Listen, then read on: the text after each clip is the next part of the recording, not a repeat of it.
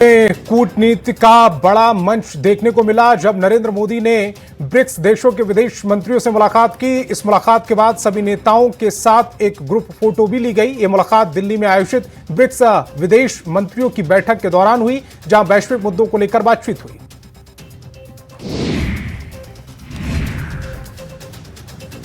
बिहार में कैबिनेट बैठक में नई परंपरा की शुरुआत हुई है। अब मंत्री खुद अपने विभाग का एजेंडा कैबिनेट में पेश कर रहे हैं। सीएम सम्राट चौधरी के निर्देश पर बुधवार को बैठक में इस व्यवस्था की शुरुआत की गई है। पहले विभागीय सचिव एजेंडा प्रस्तुत करते थे, लेकिन अब मंत्री खुद प्रभावी ढंग से अपनी बात रखेंगे। हवाई हमले और आपात स्थिति को लेकर पटना में ब्लैक आउट मॉक ड्रिल किया गया है। मॉक ड्रिल के दौरान सायरन बजते ही पूरे शहर में अंधेरा छा गया। घरों की लाइटें बंद हो गईं। जो गाड़ियां जहां खड़ी थीं वहीं लाइट ऑफ करके खड़ी रही। ये ब्लैकआउट मॉक ड्रिल के साथ पटना, किशनगंज, बेगूसराय, पूर्णिया, अररिया और कटिहार में आयोजित की गई।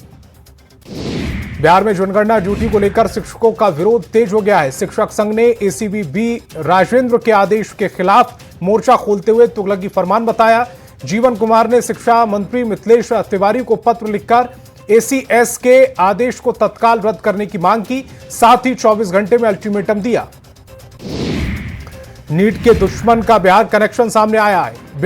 पुलिस ने अब तक अलग अलग जगहों से 7 संदिग्धों को गिरफ्तार किया, जिसमें सबसे ज्यादा नालंदा से हैं। इस कांड का मास्टरमाइंड माना जा रहा है उज्जवल कुमार उर्फ राजा बाबू भी नालंदा के पावापुरी मेडिकल कॉलेज का ही छात्र है, जो फिलहाल फरार है।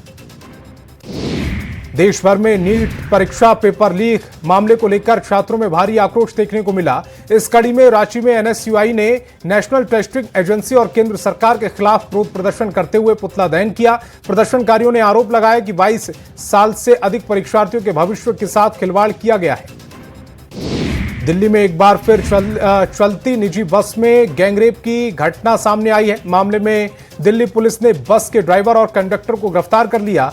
इस घटना के तार सीधे सीधे बिहार से जुड़ रहे हैं। जिस निजी बस में महिला के साथ गैंगरेप की वारदात को अंजाम दिया गया, वो बस बिहार की है और गोपालगंज में रजिस्टर्ड है। विक्रमशिला सेतु पर जल्द वाहनों की आवाजाही शुरू हो सकती है। बीआरओ यानी बॉर्डर रोड ऑर्गेनाइजेशन की टीम भागलपुर पहुंची। सेतु के क्षतिग्रस्त हिस्से को दुरुस्त करने में बीआरओ की टीम जुट गई है। क्षतिग्रस्त हिस्से पर 49 मीटर लंबा और 9 मीटर चौड़ा बेली ब्रिज बनाया जाएगा।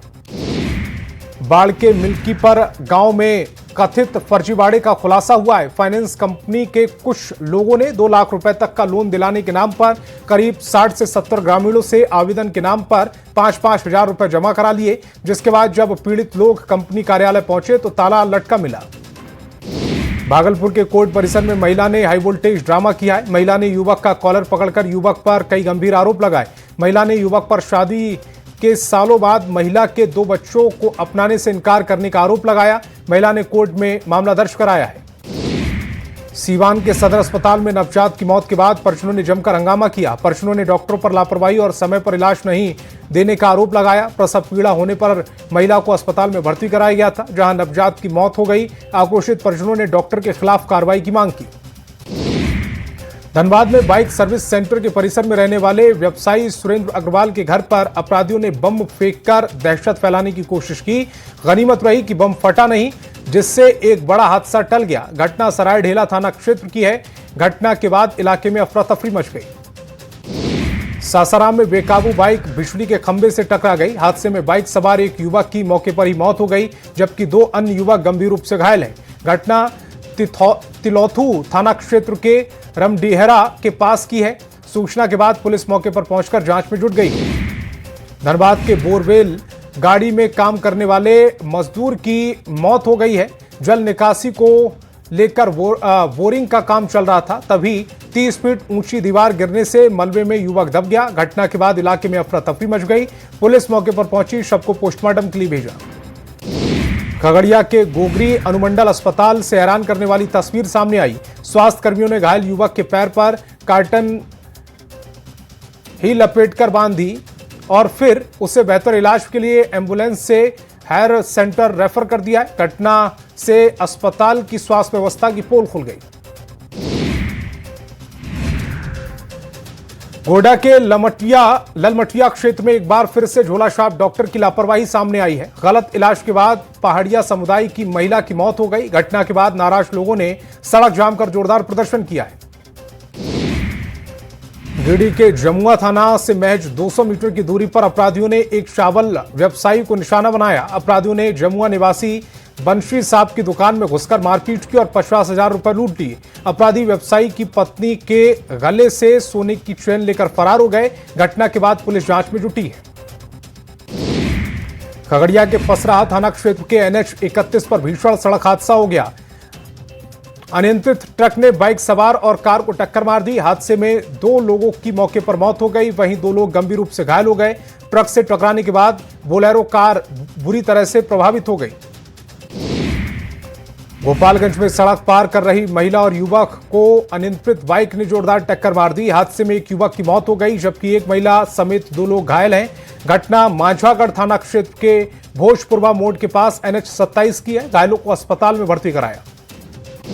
सीवान में बदमाशों ने एक दुकानदार को चाकू से हमला कर घायल कर दिया। घटना बड़हरिया थाना क्षेत्र के रसूलपुर काली मंदिर के पास की है। दुकानदार के सामान के पैसे मांगने पर बदमाशों ने उस पर हमला कर दिया। स्थानीय लोगों ने दुकानदार को अस्पताल में भर्ती कराया। सीवान के महाराजगंज थाना क्षेत्र में बाइक और साइकिल में सीधी टक्कर हो गई। हादसे में बाइक सवार युवक और साइकिल सवार युवती गंभीर रूप से घायल हो गए। घटना शहर के रामेश्वरम मंदिर के पास की है। स्थानीय लोगों की मदद से घायल युवती को तुरंत महाराजगंज प्राथमिक स्वास्थ्य केंद्र में भर्ती कराया, तो वहीं युवक की हालत गंभीर है। बोकारो के ITI मोड़ स्थित अस्पताल में प्रसव के बाद महिला की मौत हो गई, जिसके बाद परिजनों ने डॉक्टर पर लापरवाही का आरोप लगाते हुए अस्पताल परिसर में हंगामा किया। परिजनों का आरोप है कि हालत बिगड़ने के बाद भी मरीज को रेफर नहीं किया गया, जिसके चलते महिला की जान चली गई। धनबाद के विनोद नगर में अतिक्रमण के खिलाफ रेलवे प्रशासन ने बड़ी कार्रवाई की। रेलवे की टीम JCB के साथ पहुंची और अवैध मकान और दुकानों को तोड़ दिया। अतिक्रमण हटाने पहुंचे अधिकारियों को भारी विरोध का सामना करना पड़ा। मुजफ्फरपुर जिले के गन्नीपुर ITI के पास अवैध अतिक्रमण के खिलाफ जिला प्रशासन ने कड़ी कार्रवाई करते हुए बुलडोजर चलाया। इस दौरान करीब 2 दर्जन से अधिक झोपड़ियों और घरों को ध्वस्त कर दिया गया। कार्रवाई के दौरान इलाके में अफरा तफरी और तनाव का माहौल बन गया। गिरिडीह में पुलिस ने बेंगाबाद के कोलरिया जंगल में छापेमारी कर 6 साइबर अपराधियों को गिरफ्तार किया। उनके पास से 11 मोबाइल फोन, 13 सिम कार्ड और 5 बाइक बरामद की गई हैं। पूछताछ में गिरफ्तार अपराधियों ने कई चौंकाने वाले खुलासे किए। आरोपियों ने बताया कि वे लोगों के मोबाइल पर फर्जी APK लिंक भेजकर ठगी करते थे। चतरा पुलिस ने अफीम के अवैध कारोबार के खिलाफ बड़ी कार्रवाई की। ईटखोरी थाना क्षेत्र में थाना पुलिस ने एक तस्कर को गिरफ्तार करते हुए कार से 2 किलो 28 ग्राम अफीम बरामद की है। गिरफ्तार आरोपी की पहचान सदर थाना क्षेत्र के लिबदा गांव निवासी विकास कुमार के रूप में की गई। बांका में पुलिस ने छापेमारी कर 2 बंदूक और जिंदा कारतूस बरामद किए हैं। पुलिस ने गुप्त सूचना के आधार पर गोराडीह स्थित अमित कुमार के घर पर छापेमारी की। छापेमारी में आरोपी अमित कुमार को पुलिस गिरफ्तार कर पूछताछ में जुटी है। मोतिहारी में रघुनाथपुर थाना पुलिस ने 17 शराबियों को जेल भेजा। ये 17 लोग शादी समारोह में शराब का सेवन कर रहे थे। पुलिस ने मौके पर छापेमारी कर गिरफ्तारी की। वहीं पुलिस ने हत्या के प्रयास मामले में 3 और एक वारंटी समेत 21 लोगों को गिरफ्तार किया है। बक्सर में परिवहन विभाग के किशन में भारी मात्रा में शराब बरामद हुई है। मामले की सूचना पर पहुंची पुलिस ने परिवहन विभाग में छापेमारी की और किशन से कई शराब की बोतलें बरामद की। कुछ शराब की बोतलों का सेवन भी किया जा रहा था। सदर SDPO ने कहा है कि दोषियों पर सख्त कार्रवाई की जाएगी। छपरा में एकमा गैंगरेप कांड में 2 अभियुक्तों ने कोर्ट में सरेंडर किया। छात्रा के साथ 3 लोगों ने गैंगरेप किया था, जिसके बाद पुलिस ने त्वरित कार्रवाई करते हुए आरोपियों की गिरफ्तारी की थी। आरोपियों में निशांत कुमार सिंह और प्रदीप कुमार सिंह ने न्यायालय में आत्मसमर्पण कर दिया। मोतिहारी में हुए अंतर्राष्ट्रीय हथियार तस्कर गिरोह का खुलासा हुआ। पुलिस ने 2 महिला तस्करों को गिरफ्तार किया। मौके से 2 पिस्टल, 1 देसी बंदूक, 2 मैगजीन और 5 जिंदा कारतूस बरामद हुए हैं। पुलिस अधीक्षक स्वर्ण प्रभात के निर्देश पर ढाका थाना पुलिस ने छापेमारी कर गिरफ्तारी की। चाईबासा में बाल अधिकार सुरक्षा मंच ने चक्रधरपुर प्रखंड कार्यालय परिसर में विधानसभा स्तरीय धरना प्रदर्शन किया है। प्रदर्शन में चक्रधरपुर और बंदगांव प्रखंड के विभिन्न पंचायतों के प्रतिनिधि और सैकड़ों की संख्या में ग्रामीण शामिल हुए हैं। प्रदर्शनकारियों ने शिक्षा का अधिकार कानून 2009 को पूर्ण रूप से लागू करने की मांग उठाई। गुमला में पानी और बिजली की समस्या को लेकर बीजेपी ने जोरदार प्रदर्शन किया। गुमला के कलेक्ट्रेट भवन के बाहर विरोध प्रदर्शन देखने को मिला, जिससे अर्जुन मुंडा, पूर्व सांसद सुदर्शन भगत, मनिका समेत कई बीजेपी नेता मौजूद रहे। कार्यक्रम को संबोधित करते हुए अर्जुन मुंडा ने हेमंत सोरेन सरकार पर जमकर निशाना साधा। जमशेदपुर के स्टेट बैंक ऑफ इंडिया के एटीएम गार्ड ने जमकर विरोध प्रदर्शन किया है। बेंगलुरु की गार्ड एजेंसी ने 28 अप्रैल को नोटिस देकर 140 एटीएम गार्ड को नौकरी से हटा दिया। वहीं प्रदर्शनकारी गार्ड का कहना है कि पिछले 15 महीने से पीएफ और ग्रेविटी और सैलरी का भुगतान नहीं हुआ है। दरभंगा एयरपोर्ट की सुरक्षा की जिम्मेदारी सीआईएसएफ को सौंप दी गई। इस मौके पर मुख्यमंत्री सम्राट चौधरी, जेडीयू के राष्ट्रीय कार्यकारी अध्यक्ष संजय झा के अलावा एनडीए के सभी नेता मौजूद रहे। सांसद संजय झा ने इस एयरपोर्ट को अंतर्राष्ट्रीय स्तर का बनाने और विद्यापति के नाम पर रखने की मांग की। पटना में कैबिनेट की बैठक में कई अहम महत्वपूर्ण फैसले लिए गए। बिहार के युवाओं को एआई की ट्रेनिंग देने की कैबिनेट से मंजूरी मिल गई है। एमएलसी उपचुनाव में भोजपुर बक्सर स्थानीय प्राधिकार निर्वाचन क्षेत्र से महागठबंधन के उम्मीदवार सोनू कुमार राय ने जीत हासिल की है। जीत की घोषणा होते ही समर्थकों ने जश्न मनाया। दुमका में 2 साल बाद पड़पैड़ा जंगल में निष्क्रिय बमों को डिफ्यूज कर दिया गया। झारखंड जगुआर की कार्रवाई से जंगल क्षेत्र दहल उठा। रांची के कोकर इलाके से लापता 18 महीने के मासूम अदिति पांडे का अब तक कोई सुराग नहीं है। अदिति 9 मई से गायब है। रांची के ग्रामीण इलाकों के बाद अब शहरी इलाकों में भी पेट्रोल डीजल की परेशानी देखने को मिल रही, जिस कारण लोगों को परेशानियों का सामना करना पड़ रहा है। धनबाद में पेट्रोल डीजल संकट गहरा गया है। कई पेट्रोल पंपों पर तेल खत्म होने जैसी स्थिति बन गई। रांची में कई पेट्रोल पंप फ्यूल की परेशानी देखने को मिली है, हालांकि जिसकी वजह से पेट्रोल की किल्लत नहीं हुई, बल्कि लोगों को और पैनिक सिचुएशन क्रिएट करने से मना किया गया है। पूर्व मुख्यमंत्री नीतीश कुमार नालंदा स्थित अपने पैतृक गांव कल्याण बीघा पहुंचे। इस दौरान स्वास्थ्य मंत्री निशांत कुमार मौजूद रहे। दरभंगा पहुंचे मुख्यमंत्री सम्राट चौधरी ने समीक्षा बैठक की। सीएम ने दरभंगा में चल रहे एम्स के निर्माण कार्य और डीएमसीएच के जीर्णोद्धार कार्य की समीक्षा की। भोजपुर में बक्सर विधान परिषद उपचुनाव में आरजेडी के उम्मीदवार सोनू कुमार राय की जीत के बाद पार्टी कार्यालय में खुशी का माहौल देखने को मिला। प्रदेश कार्यालय में कार्यकर्ताओं और नेताओं ने मिठाइयां बांटकर जश्न मनाया। प्रधानमंत्री मोदी के पेट्रोल बचाने की अपील के बाद बिहार सरकार के मंत्री नीतीश मिश्रा सिर्फ एक गाड़ी से ही विभाग से अपने घर आते जाते नजर आए, जो सिर्फ बैटरी वाली गाड़ी का ही इस्तेमाल कर रहे हैं। प्रधानमंत्री मोदी के आह्वान का असर न्यायिक क्षेत्र में भी देखने को मिला। जिला जज सत्यभूषण आर्य के नेतृत्व में अधिकांश न्यायिक पदाधिकारी अपने आवासीय परिसर से साइकिल की सवारी करते हुए कोर्ट पहुंचे। मनी लॉन्ड्रिंग के आरोपों में घिरे झारखंड के पूर्व मंत्री आलमगीर आलम की बिरसा मुंडा जेल से रिहाई हो गई। जमानतदार उनकी पत्नी निशांत आलम बनी। रांची के होटवार जेल से आवास पहुंचने पर पूर्व मंत्री आलमगीर आलम का जोरदार स्वागत किया गया है। आलमगीर आलम के ध्रुवा स्थित आवास पहुंचने के साथ ही गेट के बाहर जोरदार आतिशबाजी की गई।